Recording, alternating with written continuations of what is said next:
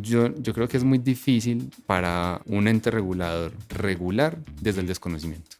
¿Cuánta plata voy a regalar? O quemar. Exactamente. ¿Cuánto tengo de funding para quemar? Exacto. Y como siempre en las guerras de precios, el más beneficiado es el cliente. Hola, somos Bio y esta es la Biosfera. Bienvenidos. Hola, bienvenidos a la Biosfera. Muchas veces, o más bien, son muy pocas las veces que encontramos visionarios que se atreven a pensar diferente, que se atreven a retar el status quo de una industria tradicional. Y hoy tenemos un invitado muy especial. Este invitado se atrevió a proponer diferentes alternativas del uso de la tecnología para el sistema financiero tradicional. Y hoy nos vamos a adentrar a hablar de lo que es la blockchain y las criptomonedas con Juan Pablo Ramírez, el director de producto de Wenia.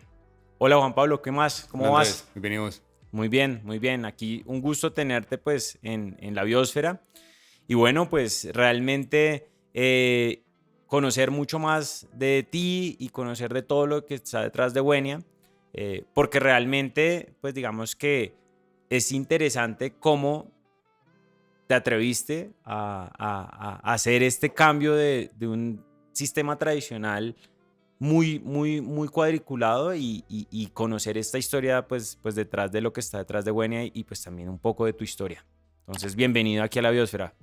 Gracias. Yo creo que esa historia es bastante particular, pues para no entrar pues como a hacer spoiler de nada, pero de las últimas conversaciones que he tenido siempre me he quedado con, bueno, ¿qué ha pasado y por qué estoy aquí hoy sentado hablando con vos? Primero para tener esa descripción que haces mía, está bien, interesante, pero más allá de eso es que se ha retado en el tiempo para poder lograr lo que hoy es una compañía o lo que hoy es incluso el acceso a los servicios financieros de una forma distinta. Entonces, chévere. Yo me acuerdo mucho que nuestras primeras aproximaciones fueron en eventos cripto y cuando lo conocí usted me dijo, no, es que yo trabajo en Bancolombia. Y yo, ¿cómo así, Bancolombia?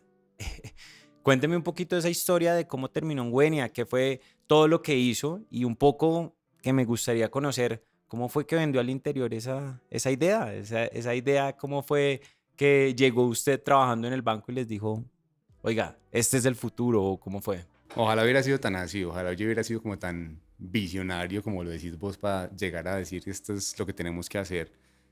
Para eso nos tenemos que volver mucho, eso fue por allá en el 2015. Yo trabajaba en el banco en el área de ecosistemas de innovación, eso lo que se trataba era de hacer una mezcla entre lo que era prospectiva tecnológica con relaciones con el emprendimiento más bien. Y de ahí recuerdo que ese año el World Economic Forum sacó algo que se llamó la rueda de los pagos o del futuro de los pagos, y entre ellos estaba los temas de blockchain. Y un día mi jefe me dijo, vení, ¿vos sabes qué es eso? Yo le dije, no sé, pero mañana le digo.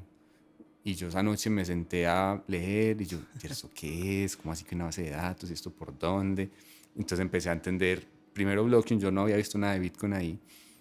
Después, esos días siguientes yo me quedé como con la curiosidad y con la cosita ahí picándome yo, pero ¿y esto qué? Hasta que después de muchas lecturas y conversaciones fue como, venga, que es que esto no solamente tiene algo interesante en la forma en cómo los servicios financieros se van a prestar al futuro, sino que mira que el World Economic Forum también está viendo que los nuevos rieles para realizar pagos se van a ir por ese camino. ¿Por qué no nos metemos a conversar? Inicialmente me dijeron, pues tenés medio tiempo para investigar y hacer, por ejemplo, mi background ha sido de investigación muchos años. Y yo, bueno, listo, empecemos. Terminamos con conversaciones en ese momento. El que hoy es presidente del banco, Juan Carlos Mora, era el vicepresidente de innovación. Y empezamos a contarle el cuento. Vení, está pasando esto, nos gustaría que diéramos un poco más de prioridad a este tema. Inicialmente, a partir de la formación, contarle a ese grupo primario que dependía de Juan Carlos qué pasa, para qué sirve, cómo funciona. Mucha gente decía es que Bitcoin es como el oro, entonces empezamos a tener chistes internos alrededor de Bitcoin y el oro. Hasta que a comienzos de 2016 dijimos, bueno, listo, sigámosle trabajando a esto, pero desde una formación más amplia a otras áreas del banco donde nosotros veamos que eso tiene impacto. Nos acompañamos de un tercero que tenía ya un conocimiento y una experiencia en estos temas e hicimos grupos de trabajo con ciertas áreas, la gente de remesas, la gente de comercio internacional, la gente de tarjetas, en fin, otras áreas. Les dijimos, vení, esto es blockchain, así funciona, vemos que va a pasar esto. Si tuvieran esta lista de opciones, ¿a qué le invertirían? Y en ese momento decidimos invertirle a los temas de comercio internacional. Y nos dedicamos a crear conocimiento interno. Y eso para mí sí ha sido una bandera. Y es, yo no compro soluciones de caja negra y yo no traigo gente que me cuente un cuento que yo también lo puedo contar. Y no solamente yo, el jefe que tenía en ese entonces también, venga, no lo hagamos de esa forma. Y bien, fue un apoyo interesante. Hasta que me dijeron, listo, en el 2017 más o menos al comienzo, usted va a dejar de hacer esto y se va a dedicar 100% a hacer temas de blockchain. Me cambiaron de área. Entonces ahora entraba a ser parte del área de analítica de Bancolombia, que no tenía nada que ver con blockchain, pero ellos están muy en el mundo de la analítica, pero el mensaje de ese vicepresidente en su momento es, usted tiene que estar donde están los nerds. Y yo, bueno, pues yo me voy para allá. No me considero un nerd, pero pues vamos y trabajamos allá. Ese 2017 yo tenía un plan hace mucho tiempo de irme a estudiar y ese 2017 se dio la oportunidad de irme para NYU a hacer mi maestría que tenía planeada hace mucho tiempo pues en mis ideas, afortunadamente patrocinado pues por el banco, y me fui 2 años. Me fui 2 años no porque fuera NYU propiamente, sino porque en Nueva York estaban pasando muchas cosas de cripto en ese entonces, en el 2017. Yo tengo que estar allá. Se dieron las cosas, me fui. Entre que yo me iba y seguíamos con los temas de cripto, contratamos a un belga que estaba buscando venirse a vivir a Colombia, y se llama Bram Dufour, y ya empezamos. Entonces ahí se creó la gerencia de blockchain al interior de Bancolombia. Yo me fui, seguía trabajando remotamente un tiempo, pero él, desde la parte técnica pues dura, empezó con ese trabajo.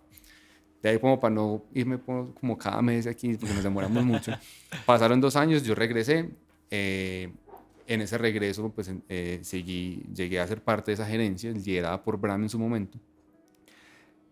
Nos metimos a explorar un poco más el mundo de DeFi y a entender que los protocolos alrededor de los préstamos, de la liquidez, de la subcolateralización o la sobrecolateralización, dependiendo del activo, era algo que estaba pasando, y en su momento vos te metías a DeFi Lama y los assets under management eran gigantes.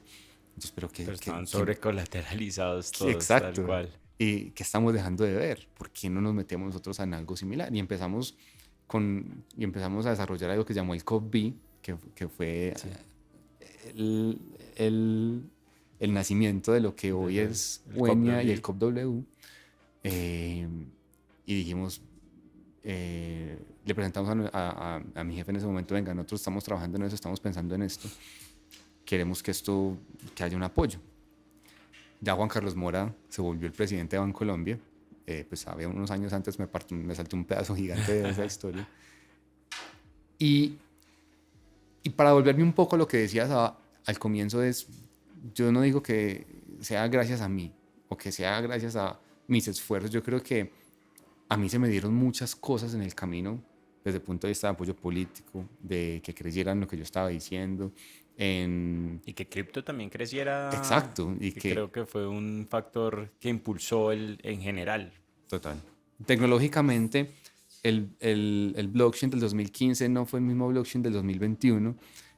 Las capas 2, los cambios en los tamaños del bloque, muchísimas cosas empezaron a pasar para que dejáramos de estigmatizar al blockchain por su activo nativo, independiente de cuál fuera la blockchain, y empezáramos a verlo con unos ojos un poco más de ventaja, de reducción de costo, de eliminación de intermediarios, de venga, que es que, y es una frase que a mí me gusta decir mucho, y es, el costo de no hacer nada iba a ser muchísimo más alto que meternos a hacer lo que hoy es Uenia, y simplemente quedarnos esperando a ver qué pasa. Pues no, y yo creo que más allá de dar un golpe de opinión o de buscar ser los pioneros, es crear un mindset al interior del grupo que diga, necesitamos reinventarnos o nos reinventan. Entonces, esa es como la historia, pues, No, cortita. chévere, chévere, Juan. Digamos que hay varios puntos bueno, digamos que una historia interesante al final,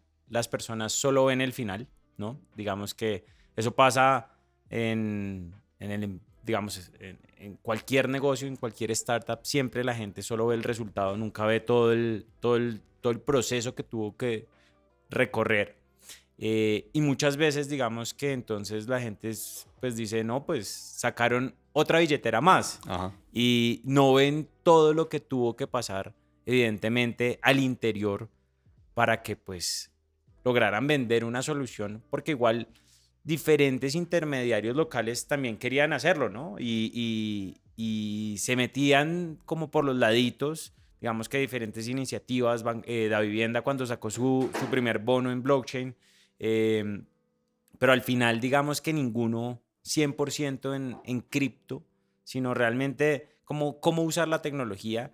Y pues me parece súper oportuno también que nos cuentes, porque al final la gente dice, pues sí, se lanzó otra billetera, pero no, es que todo lo que se tuvo que recorrer fue harto. Y esa es como la historia más chévere, porque al final internamente tú también tuviste que venderle a muchos una idea que me imagino el reto de venirle a vender en 2018 cuando cripto pasó y se desplomó 60%, entonces usted cómo argumenta, o más bien cripto no, Bitcoin, usted cómo argumenta, no, es que es ¿cómo desmitifica el tema de la volatilidad de un activo cuando ya se le cayó 60-70% en su valor?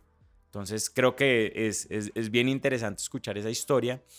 Y ahí viene como una duda que me surge, Juan, y es, cripto nace como un rechazo, ni siquiera un rechazo, sino como un mecanismo antisistema, porque así fue como nace Bitcoin en el 2008, después de la crisis subprime, en donde la gente decía, o más bien esos primeros pioneros de Bitcoin era como, es que el sistema está fragmentado, lancemos una moneda digital, una moneda que tenga una restricción en la cantidad que va a haber circulante en la economía.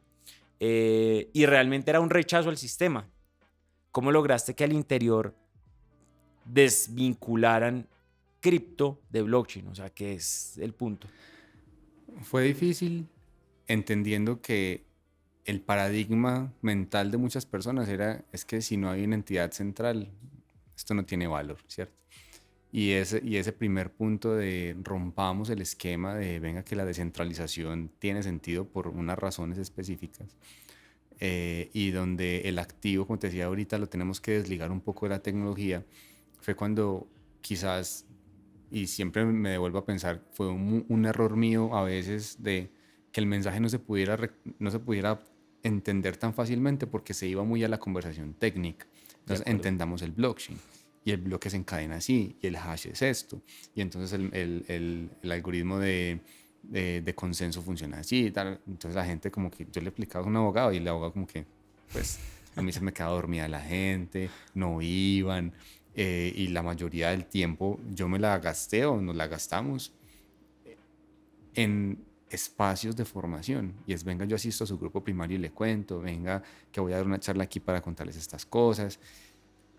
Y a mí me tocaba mucho buscar referentes de yo cómo explico esto sin volverlo técnico. Me leí el libro de blockchain para dummies de IBM. Sí. Yo, bueno, listo, aquí hay que entenderlo distinto. ¿Será que en qué me estoy equivocando? Pero más allá de eso, Andrés, es listo. Está la tecnología y está la razón por la cual la tecnología nació. Pero también hay una realidad. Vos no puedes llegar a cripto de la nada, ¿cierto? Hay que llegar allá de alguna forma. Y siempre el mensaje fue, el banco siempre va a necesitar estar porque es el puente para llegar al otro mundo. Ahora, ¿qué tan fácil o tan difícil es cruzar ese puente? Pues va a depender de las regulaciones de cada país. Tal cual. Para no entrar a hablar de un tema que podría hablar mucho. Igual allá. Ahorita vamos para ese punto. Bueno, entonces dejémoslo hasta ahí. Sabíamos que como una entidad altamente regulada teníamos unas restricciones.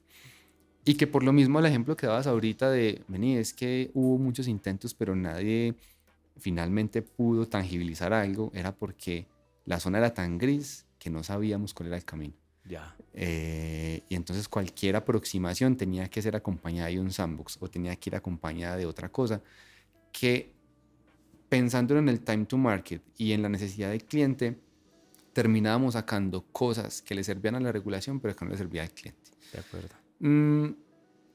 Y yo creo que también ha sido el resultado de que el mensaje vaya tomando forma. A una, la primera, cuando le cuentan de blockchain, no la va a coger. A la segunda, quizás se entiende un poquito más. Y había que seguir dando un mensaje. Pero era un mensaje que venía acompañado de un lineamiento organizacional de para allá vamos. Ese es el futuro y le tienen que empezar a poner cuidado a eso. Entonces, cuando el mensaje no es solamente Juan Pablo por allá haciendo ruido, sino que también desde arriba ven diciendo, ojo, ojo, ojo, ojo.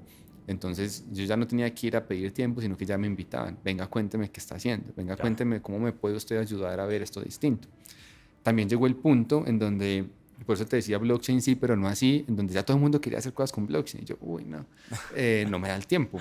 O no nos da el tiempo al equipo de trabajo. Pues creamos incluso un modelo de decisión. Nos venga, no me pregunte a mí si estas condiciones no se cumplen, pues ya, gracias. ni venga, pero conversemos de otra cosa. Y ese mismo boom, ese mismo hype, o como lo queramos llamar, que la tecnología tenía, entonces hacía también que nos empezáramos a llenar de un montón de proveedores que nos querían venir a explicar y a vender lo que ya sabíamos. Entonces era muy difícil la conversación de chévere, pero no gracias. Chévere, pues yo ya tengo un equipo. Chévere, pero mira que hemos avanzado en esto. Plantéame la conversación distinta, ¿cierto? Mencionas un punto que me parece muy interesante, Juan, y es, pues realmente, digamos que cuando la gente empezaba a entender blockchain, pues decía como, oiga, hay muchas cosas que yo puedo resolver. Uh-huh. Llegó su momento pico para las instituciones financieras y todos querían blockchain. Esa es una realidad que se vio no solo acá en Colombia, sino en el mundo. Entonces todos querían blockchain. Después, digamos, de regulación que va a la parte final de la conversación, y es, ¿cuál ha sido el mayor desafío interno y cuál crees que puede ser ese futuro del sistema financiero con el uso de la blockchain? Yo creo que el mayor desafío interno está a mí me gusta llamarlo así, en los anticuerpos organizacionales que existen en todos lados. Y esos anticuerpos organizacionales son el resultado de no ver la foto completa o de ser muy miopes en la visión de un ecosistema que quizás no les interesa ver, para no plantearle de otra forma. ¿A qué voy? Si a vos hoy en día te pagan por unos ingresos y por gestionar un producto, pues no le vas a poner cuidado a alguien que te viene a decir es que tu negocio va a sufrir un cierto nivel de disrupción. Enfocar cierto porcentaje de tu tiempo para que penses en el futuro. No, es que a mí me están midiendo así hoy. Y pues cuando me midan de otra forma, pues conversamos, ¿cierto? Esas mismas personas eran las que en esos momentos de volatilidad me mandaban memes. Cuando bajaba el precio del Bitcoin, se me llenaba el chat de, ¿sí viste? Que no sé qué. Yo, ponle paciencia, tenele paciencia al cuento. O sea, es que si nos vamos a ponerle a prestar atención al precio, pues efectivamente, pues sí, pues está el momento. En el 2015, yo recuerdo que la primera conversación que yo tuve con Juan Carlos Mora, y yo creo que él lo recuerda mucho, y yo le dije, Juan, está a 325, compramos. Él dijo, no. Y él cada que me ve me dice, mira, y cuando se subió a 74, mira lo que, ya sí, pero pues mirar para atrás es muy fácil, ¿cierto? Tal cual. En ese momento, en el 2015, era un riesgo arriesgar $300 comprando una unidad. Pues podíamos comprar fracciones, pero pues no se hizo eso en ese momento. Todo esto para decirte que esos anticuerpos se fueron eliminando, pues, desde el punto de vista de que los fuimos, se creó una transición más bien de esa visión a lo que es hoy, porque también estuvo acompañado de otras instituciones financieras, lo que ha hecho JP Morgan en el tiempo, Tal cual. que para Bancolombia es referente para ciertas cosas, es venir, que es que si lo están haciendo estos, porque nosotros tampoco estamos viendo algo similar. Barclays en su momento en Inglaterra tuvo un centro de innovación dedicado exclusivamente a temas de cripto y blockchain, y que hoy Simon Taylor es el resultado de él empezó ese tema ya en Barclays. Entonces creo que se fueron dando muchas cosas y es el mayor desafío fue de alguna forma convencer o que creyeran en una visión, entendiendo que la urgencia era otra. Y la segunda pregunta no me acuerdo. ¿Cómo ves el futuro del sistema financiero con el uso de la blockchain? O sea, mejor dicho, láncese a decir en 5 años, en 10 años, ¿cómo lo está viendo usted? Pues... Traje la bola de cristal, pero mira, yo lo he visto de la siguiente forma y es, te lo decía ahorita, en las instituciones financieras tienen un rol en la sociedad que va más allá de habilitar el acceso a los servicios financieros, ¿cierto? De acuerdo. Y o que mal llamada la bancarización, porque a mí no me gusta esa palabra, es simplemente acceso a un banco no es. Pero si lo ves en cuanto a cómo se convierte la entidad financiera en un actor más del ecosistema blockchain para poder habilitar esas conexiones, va a tener que pasar cada vez más pronto. ¿Por qué? Porque entonces en esa transición de los bancos a ese esquema centralizado, entonces cada vez se va a perder un poquito más esa percepción. Uno, porque generacionalmente vamos cambiando, pues la mayoría de clientes que va adquiriendo el banco van a ser clientes de generaciones más recientes y quizás los más rentables son los de generaciones más antiguas, Pasadas. Exacto, más pasadas. Pero entonces el cliente se va a enfocar en el rentable, pero no va a dejar de ver el nuevo. Y cuando empieza a ver el nuevo, empieza a ver también que hay unas tendencias en la forma en que utiliza su dinero. Y no solamente blockchain. Si vos miras lo que es Web3, que yo siento que también pasamos el boom de Web3, 100%. en la interoperabilidad de los componentes que hay en Web3, entonces cuando llegaban a hablarme del NFT, entonces te lo vas a llevar para el metaverso, que no evolucionó mucho, y que lo que pasa en el metaverso tú lo llevas para un pool de Web3 y lo que sale ahí entonces lo monetizas en otro lado. Esa interoperabilidad no solamente la vamos a ver en el mundo de blockchain, sino que si vos ves que una persona de generación más reciente utiliza la entidad financiera no porque está ahorrando, sino porque está generando un contenido y le están pagando de cierta forma, ¿cierto? Pero le pagan en cripto. Pero es que en X banco no reciben cripto. Entonces le toca dar una vuelta para poder acceder a lo que necesita y el banco tiene que evolucionar. Entonces la evolución deja de ser de la banca tradicional a la habilitación de servicios financieros. Y entonces el negocio también se transforma. Dejamos de ver únicamente comisiones por intermediación y nos vamos a otros tipos de comisiones en donde ya el banco no es el que intermedia, sino el que habilita. Y ahí entonces el pensamiento debería ser un poco distinto. ¿Qué va a pasar en 5 años? Yo no sé. En Colombia específicamente, porque entonces no me quiero adelantar a la igual otra es la pregunta. siguiente, Bueno, es la que viene. para allá vamos. Y tenemos que cambiar la forma en la que vemos la vigilancia, el control y el entendimiento. Yo creo que es muy difícil para un ente regulador regular desde el desconocimiento. De acuerdo. Y lo voy a dejar ahí. Pero viéndolo así, necesitamos evolucionar no solamente en los modelos de negocio, sino también en la transparencia que tenemos De acuerdo. en las diferentes regiones donde estemos en el mundo, porque de eso depende de que desmitifiquemos un caso de uso o lo convirtamos en algo que sea trendy, mainstream o como lo quieras llamar. Yo creo que ahí precisamente, digamos, viene un punto y es cómo el sistema financiero evolucionó en sí. Digamos que para mí, y yo lo veo un poco así, es blockchain es como el sistema financiero hace 80, 90 años. El sistema financiero que conocemos hoy en día, ¿no? Y lo que estamos viendo es, yo creo que esa transición a unas nuevas dinámicas, pero al final es el mismo camino que tuvo que recorrer o que tuvieron que recorrer estos actores que hoy en día, digamos, son del sistema financiero tradicional hace 80 años. Y me parece bien interesante porque muchas veces, digamos que aquí en este espacio de la biosfera hemos invitado diferentes perfiles. Y tuvimos una abogada que nos decía, el problema es que la innovación siempre va a ir más rápido que la regulación. Siempre. Eso es una realidad. El problema es querer regular algo que tú no entiendes. ese es la situación generalizada en el mundo, ¿no? Dependiendo, ahorita digamos en Estados Unidos se empieza a hablar más porque están próximos a las elecciones. Ujú. Entonces Trump se quiere llevar todos los votos de cripto, los votos cripto. Llamémosle los Eh, criptoiners. De acuerdo. Pero entonces ahí el tema viene y es la regulación siempre va a ir más lento. Pero tú que has estado desde el otro lado, de remando con el regulador básicamente, ¿cómo crees que va a estar este tema regulatorio en Colombia para los activos digitales? Porque realmente creo que, pues, digamos, uno no puede reducir todo el tema de criptomonedas a los principales activos, que Bitcoin, Ethereum, uno no lo puede reducir a eso, porque la blockchain y los activos digitales, pues, nos tienen un campo, un espectro en donde uno se puede mover gigante.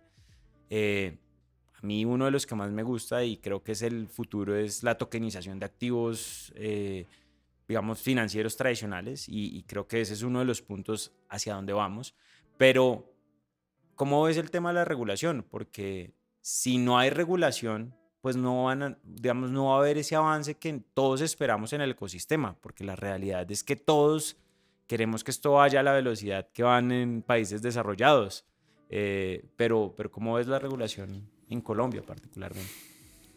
Antes de darte la respuesta, yo creo que lo podemos analizar de dos formas. La primera es, ¿cuál es el incentivo que tiene el regulador para regular? Y eso lo podemos correlacionar directamente a el avance en la tecnología. Entonces, ¿qué mueve al regulador? Lo mueve la necesidad de dejar claro qué es lo que necesita pasar en el país, ya sea para generar innovación, para que haya un avance, no sé, en la evolución económica del país o simplemente porque necesita plantear unos esquemas transparentes y equitativos para todos los tipos de actores que hay, ¿no? Porque entonces no se llamaría como se llama hoy en día esa superintendencia, ¿cierto? Porque solamente cubre un gremio, ¿cierto? Sí, Y unos intereses y unos objetivos, para no meterme donde no me toque meter. Para no meternos en temas políticos. Exactamente, ¿sí o no? ¿cierto? Pero del otro lado, se supone que esa es una entidad no gubernamental. Entonces, en el otro lado está el gobierno. Y entonces tenemos el Congreso y tenemos otras cosas. Y es, si vos te pones a mirar los diferentes proyectos de ley o los diferentes intentos de norma, voy a hablar de los intentos de proyectos de ley, y los intentos de norma son muy limitados y están también definidos bajo intereses. ¿A quién le interesa que eso suceda así? Pues, no sé, al que lo propone, a un grupo de personas.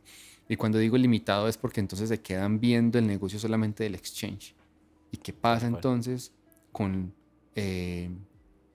los casos de uso? Yo soy un detractor completamente de regular la tecnología, porque entonces si hoy vamos a decir, entonces vamos a regular la nube, pues todo lo que pasa en nube lo vamos a cortar así de raíz, porque es que no, ¿cierto? ¿Dónde está el caso de uso, cierto? El caso de uso es el intercambio, el caso de uso es el préstamo, es la tokenización, es de que, listo, definamos reglas, pero definamos reglas para todos. Y me voy a desligar un momentico del banco, y es, en banco como entidad, pues ya no trabajo allá, ¿sí? Entonces el banco como entidad 100% regulada tiene que moverse en esta caja. De acuerdo. Me voy a parar en Wenia. Entonces Wenia, una entidad no regulada en Colombia, pero sí regulada en Bermuda, entonces necesita moverse en esta otra cajita, en donde aquí tiene un marco jurídico y regulatorio específico, pero cuando viene a Colombia, entonces pues la superintendencia no lo cobija, pero sí tiene que seguir unas normas, ¿cierto? Y esas normas de un exchange frente a otro que está constituido en Colombia que no sigue ninguna norma, pues entonces hay ciertas libertades. Y cuando hablo de equidad, hablo de las mismas normas para todos. Entonces, si a un banco le van a pedir sistema de atención al consumidor, le van a pedir procesos y procedimientos de lavado de activos y financiación del terrorismo, más un tema de análisis de riesgos, pedíselo a todos, ¿cierto? Porque es que finalmente, si empezamos a ver que los casos de uso de blockchain no son financieros, pues creo que también estamos viendo muy limitadamente lo que puede llegar a ser la tecnología y lo que puede apalancar la tecnología. Entonces, no quisiéramos repetir lo que pasó con FTX. Desaparece De acuerdo. FTX y ¿dónde están los clientes de FTX? ¿Dónde están los afectados? Ah, pero como ustedes se metieron ahí a riesgo, pucha, sí, pero ¿dónde está la protección? Si esta gente estaba en algún lugar constituido, ¿qué les obligaba? No nos obligaba a nada porque es que estamos en la zona gris. Y cuando la zona gris, como les decía ahorita, es tan amplia, dependiendo de la entidad, ya sea conservadora o ya sea un poco más arriesgada, va a definir qué acción tomar. Qué Entonces, apetito de riesgo. o saco un producto, o más bien muy directamente y establezco una compañía aparte que me permita explorar y que me permita entender qué pasa. Entonces, para mí la respuesta, Andrés, es ¿qué va a pasar? No sé, siento que seguimos muy desalineados en ese aspecto de entender la tecnología como tal y ni siquiera me voy a parar en el regular, parémonos en el gobierno. De qué habilita, qué resultados puede llegar a tener y qué beneficios tiene para la sociedad decir el blockchain como elemento de generación de transparencia para una mejor contratación, que eso De se intentó acuerdo. hacer y eso quedó ahí. ¿Cierto? Pues los intereses también propios de que no saliera, pero evidentemente sí, de acuerdo. Y es que podemos entrar en muchos temas, pero llevémoslo a que más allá de los intereses, y es que cuando la tecnología a vos te obliga a ser tan transparente, pues entonces hay que cambiar muchas cosas de raíz que pasan en otros momentos y en otros lugares. Para concluir en ese aspecto no solamente es la alineación, sino también alinear el incentivo del regulador para que llegue a algo. Si el regulador no establece normas a tiempo, es porque quizás le interesa también ver qué pasa. Ok. Porque es que también si vos te pones a estar al tanto de la tecnología, quizás a veces terminas teniendo el efecto contrario y es regulando Sobre prematuramente tal cual. lo que no necesita ser regulado. Y necesitas ver cómo evoluciona también el ecosistema para saber qué va a pasar. Entonces creo que ese punto exacto, como diría Bunbury, no está hoy en día tan claro para decir o me retraso o me adelanto. Pero sí debería haber una claridad, al menos a medida que avanza la tecnología, en entender las necesidades de los usuarios para llegar a un punto en común al menos. Yo creo que ahí tocas un punto bien importante, Juan, y es... em, a ver, el regulador no necesariamente tiene los incentivos hoy, dado desconocimiento, o más allá de desconocimiento, no interés por aprender lo que está pasando. Y tampoco lo van a medir así. De acuerdo. Pero yo sí creo que hay que entender, y bien lo mencionabas, y soy un convencido de esto, y es que blockchain, todo lo que se derive de blockchain, no puede vivir si no hay un puente. Ese puente, pues, todos lo hemos tratado de resolver de diferentes maneras, pero dentro de eso, pues, digamos que hay un punto en donde yo sí creo, y digamos que eso son conversaciones también que hemos tenido con diferentes actores de la industria, y hay un punto que es, yo creo que esencial, y es en donde debería partir. No estoy diciendo que debería ser ese, pero yo creo que el punto más sencillo es la entrada y la salida.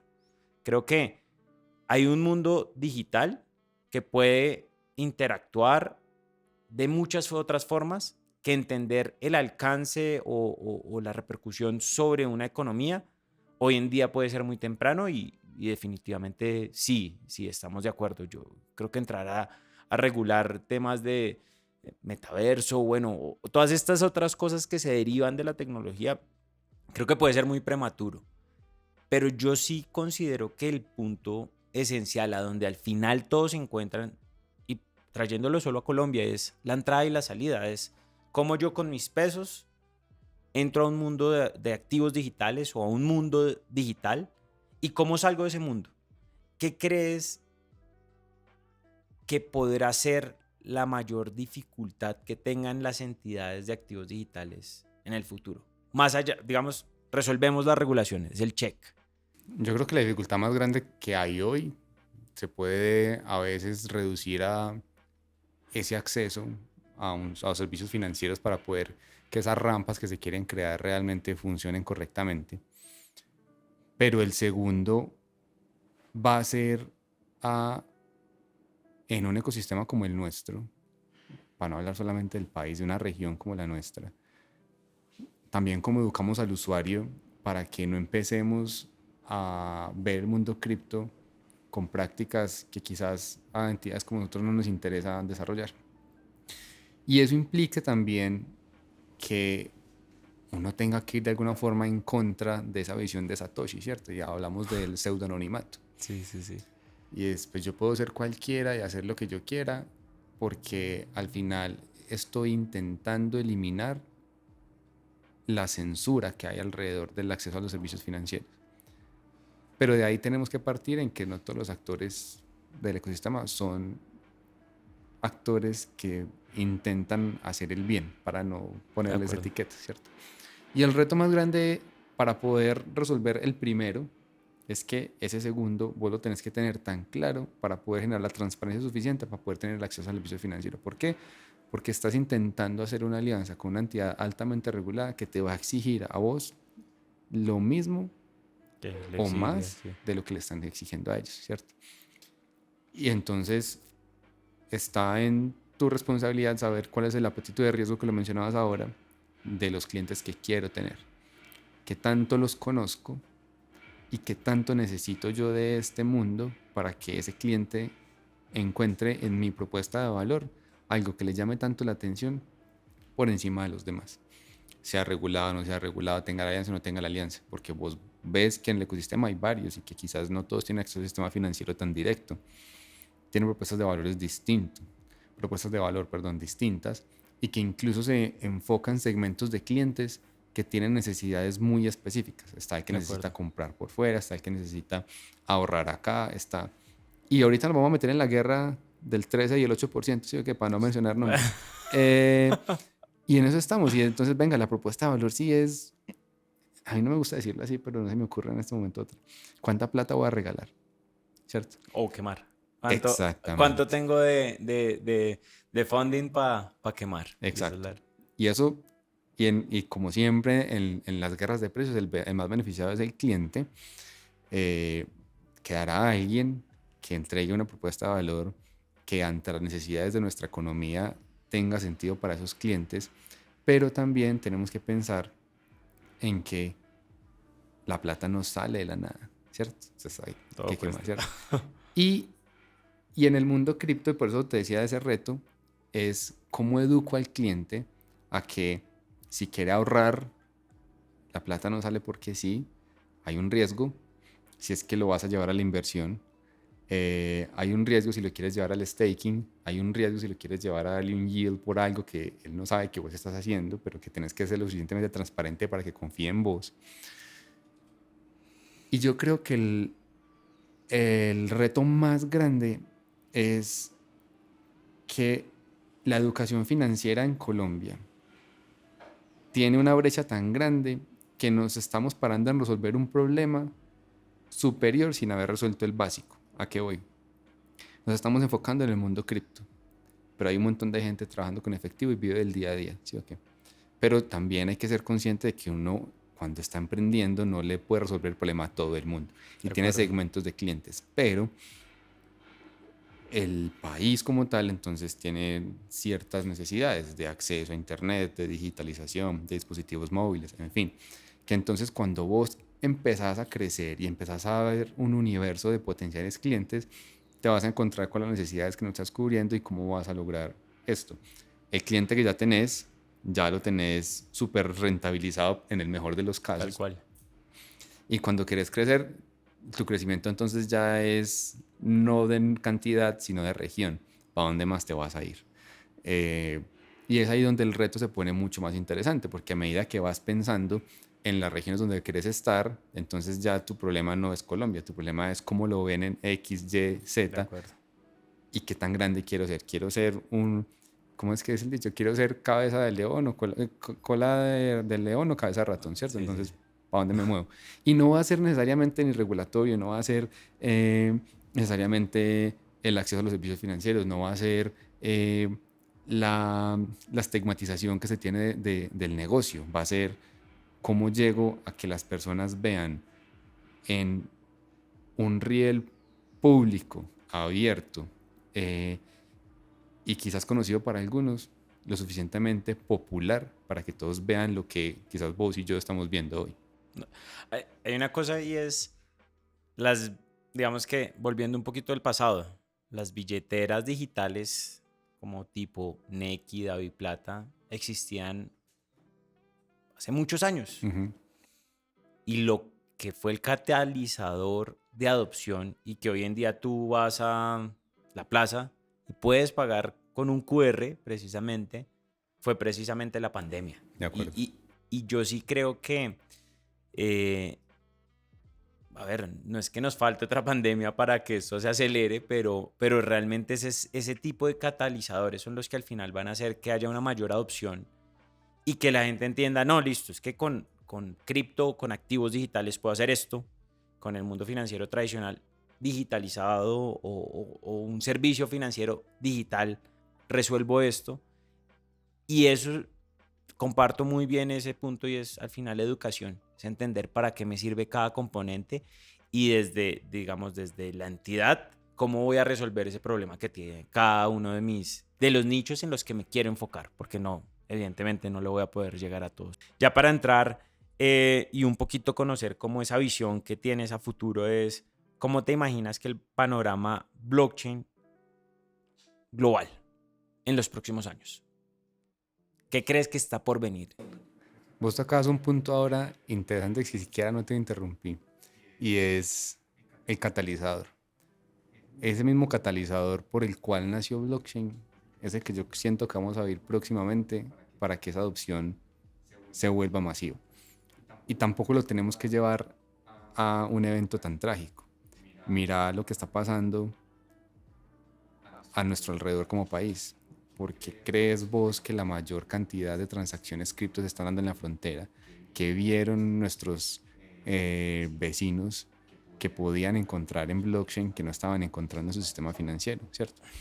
Y no solamente los vecinos, podemos irnos para Argentina, nos podemos ir para otro lugar en donde las personas encuentran en blockchain, los activos digitales, caminos más fáciles y más con menos censura, para hablar de ese tema, que les permite mantener el poder adquisitivo independiente de donde estén. Y entonces, respondiendo a la pregunta de en los próximos 5 años mundialmente, yo siento que vamos a empezar a tener un conflicto entre lo que es hoy la emisión de monedas estables privadas y los desarrollos de monedas centrales, monedas emitidas por bancos centrales. ¿Por qué? Porque los incentivos son muy distintos. Tal cual. Y porque siento que los bancos centrales van a llegar tarde a una conversación que se viene dando hace mucho tiempo, y la desventaja que vamos a tener los emisores de monedas estables privadas es que los bancos centrales van a venir con la regulación y van a venir con ciertas cosas que no sé qué va a pasar aquí, pero las conversaciones en otros lados del mundo ya se están dando, y entonces ya no es la guerra del 13%, sino que va a ser la guerra de... ¿Cuál me reciben? Exactamente. ¿Cuál me reciben? ¿Qué va a pasar con la aceptación? Y más allá de 5 años, yo siento que ese mercado tan fragmentado que tenemos hoy de monedas, de criptomonedas, más de 26.000, no sé cuántas hay, en donde efectivamente el 70% de la capitalización del mercado está en Bitcoin y en Ether, se tiene que empezar a reducir y vamos a quedar con unos actores específicos, con unos casos de uso potenciales a esas monedas, porque no vamos a hablar de las shitcoins y demás, porque existen muchos proyectos y muchas otras cosas que tienen ciertas intenciones, pero cuando se empieza a consolidar ese mercado vamos a entender realmente el uso que va a tener no solamente la tecnología, sino los activos que están detrás de esas tecnologías que permiten que las personas puedan acceder a activos del mundo real, que puedan acceder a ahorro, que puedan acceder a inversión, que quizás no solamente sean las estables, sino que también sean tokens que les permitan intercambiar valor de una forma distinta. De acuerdo. Juan, ha sido de verdad todo un honor tenerlo en este episodio de La Biosfera. De verdad, gracias por venir aquí a hablar y contarnos pues toda su historia. Y bueno, pues Juan, le dejo la cámara pues para que usted los invite a que conozcan más de Juan, de Wenia, de todo lo que están haciendo y Pues yo creo que mis redes sociales, la única pública es LinkedIn, JP Ramírez H, creo que en casi todas las cosas que tengo. No publico mucho. Y pues, no, antes sigan Biosfera, yo creo que los capítulos, no, los próximos y los anteriores. Para mí lo más importante al momento de ver un podcast o de escuchar un podcast, quizás no es quién hable, sino lo que me queda de esa conversación. Y conversaciones que para mí tienden a ser opiniones personales, ¿cierto? Y que van un poco más allá de lo que es el título de la persona. Al final es, como decías vos, Juan, el que le gusta la bicicleta y el que le gusta la música, pero la visión que tiene una persona creo que es la que conecta más, más allá de Juan Pablo, el de Wenia. de verdad, mil y mil gracias. Y bueno, a ustedes muchas gracias por haber escuchado este podcast. Que estén muy bien. Chao.